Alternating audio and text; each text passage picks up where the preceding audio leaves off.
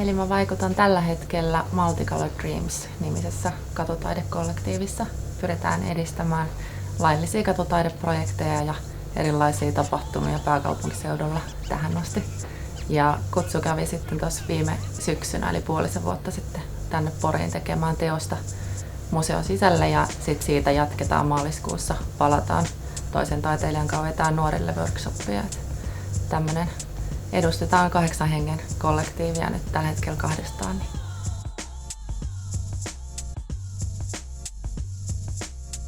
Mua kysyttiin täällä se yhteisnäyttely ja sitten tulin tänne ja maalasin. Joo, eli lähdettiin työstään hommaa sillä, että värit valittiin ihan randomilla vissiin. Joo. Olla siinä ehkä paria tai suosikkiväriä, mutta nyt sillä ei laitettu mitään paineita siitä. Ja Lähinnä niitä hyviä sävyjä vaan, mitkä nyt näytti kivalta. ilman luonnosta ollaan tehty aika paljon yhdessä, niin sillä ei löyty semmonen yhteinen sävel.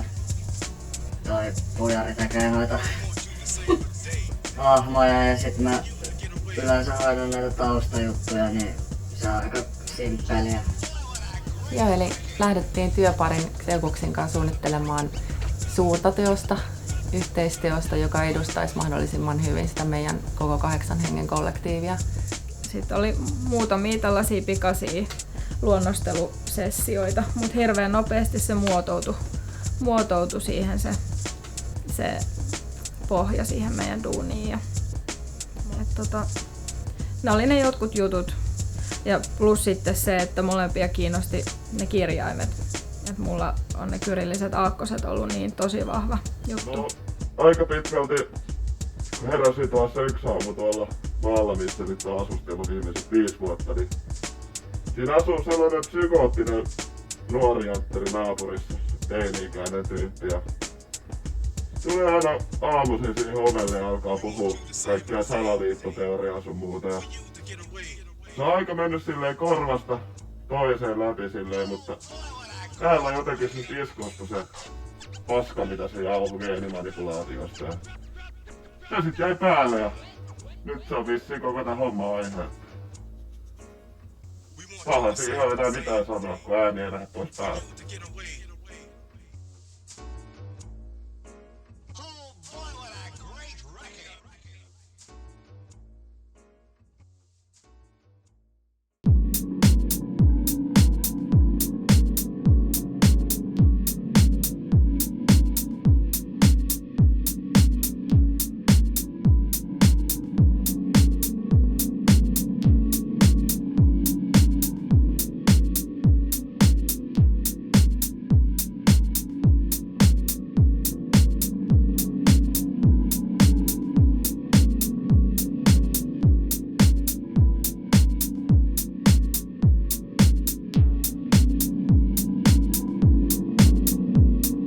Molemmilla on aika selvät sävelet, että mitkä on ne tärkeimmät elementit, mitä siihen haluaa. Ja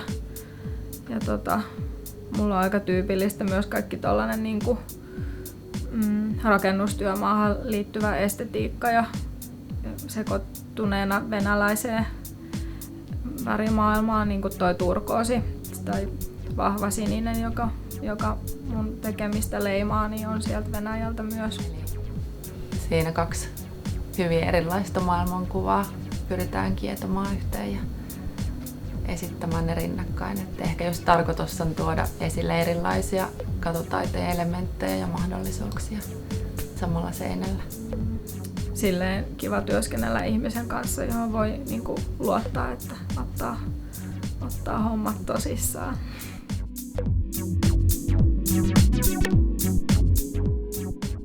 Porukka on ollut ihan huikeeta, koska on kumminkin tunnettuja nimiä ja on hauska nähdä, mitä tällaiset tyypit saa täällä aikaiseksi. Että moni heistä on kyllä mun suuressa arvostuksessa ja pidän kyllä kovasti aikaisemmista töistä, mitä ovat tehneet. Ja kyllä uskon, että he täälläkin näyttävät kynteessä.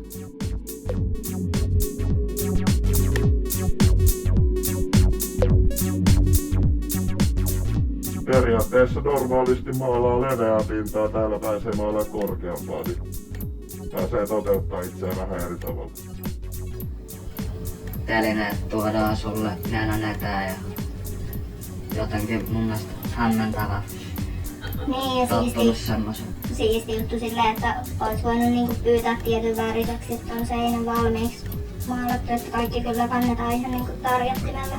Tarvii kun taiteilijan itsellään vaivautua paikalle. Kaikki on niinku valmiiksi. Kaikki on puhdasta ja niinku kovassa, likasta ja pahahajosta. Joo, ei tarvitse kuuseluorin mönkiä. Oikeastaan toi lintumies, toi mun hahmo, joka näkyy täällä Porissa kans, niin se on sellainen mun oma katuhaukka. Sen selässä mä ikään kuin lennän tuolla julkisessa tilassa ja se on tosi tärkeää mulle, että on sellainen ikään kuin alter ego.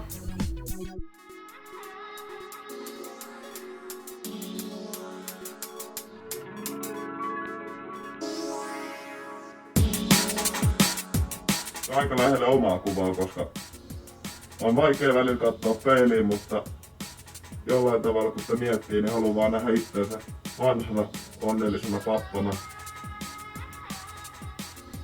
jolla on pitkä parta ja periaatteessa onnellinen vanha veijari. Kai tässä onnellisuuteen sitten pyritään.